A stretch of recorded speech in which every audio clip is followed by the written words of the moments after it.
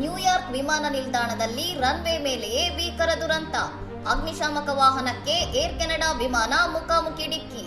ಮಾಂಟ್ರಿಯಲ್ನಿಂದ 100ಕ್ಕೂ ಹೆಚ್ಚು ಪ್ರಯಾಣಿಕರೊಂದಿಗೆ ಬಂದಿಳಿಯುತ್ತಿದ್ದ air Canada express ವಿಮಾನವು runway 4ರಲ್ಲಿ ಇಳಿಯುವಾಗ ವಿಮಾನ ನಿಲ್ದಾಣದ ಅಗ್ನಿಶಾಮಕ ದಳದ ವಾಹನಕ್ಕೆ ಡಿಕ್ಕಿ ಹೊಡೆದಿದೆ.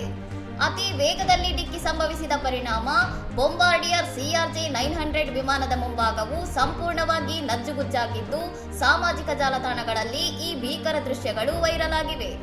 ಘಟನೆಯನ್ನು ಸಾಮೂಹಿಕ ಅಪಘಾತ ಘಟನೆ ಎಂದು ಘೋಷಿಸಲಾಗಿದ್ದು, 5 ಅಗ್ನಿಶಾಮಕ ಸಿಬ್ಬಂದಿಗಳ ಸ್ಥಿತಿ ಗಂಭೀರವಾಗಿದೆ ಮತ್ತು ಹಲವು ಪ್ರಯಾಣಿಕರು ಗಾಯಗೊಂಡಿದ್ದಾರೆ ಎಂದು ವರದಿಯಾಗಿದೆ.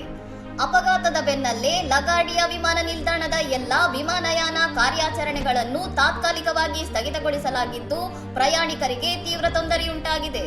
ತುರ್ತು ರಕ್ಷಣಾ ತಂಡಗಳು ಸ್ಥಳದಲ್ಲಿ ಬೀಡು ಬಿಟ್ಟಿದ್ದು, ಗಾಯಾಳುಗಳನ್ನು ಆಸ್ಪತ್ರೆಗೆ ದಾಖಲಿಸಲಾಗಿದೆ. ರನ್ವೇ ಮೇಲೆ ಅಗ್ನಿಶಾಮಕ ವಾಹನ ಬಂದಿದ್ದಕ್ಕೆ ತಾಂತ್ರಿಕ ದೋಷ ಅಥವಾ ಸಂವಹನದ ಕೊರತೆ ಕಾರಣವೇ ಎಂಬ ಬಗ್ಗೆ ತನಿಖೆ ನಡೆಯುತ್ತಿದೆ. ಇನ್ನಷ್ಟು ಸುದ್ದಿಗಳಿಗಾಗಿ ನೋಡ್ತಾ ಇರಿ ಸೌರಂ ಟಿವಿ.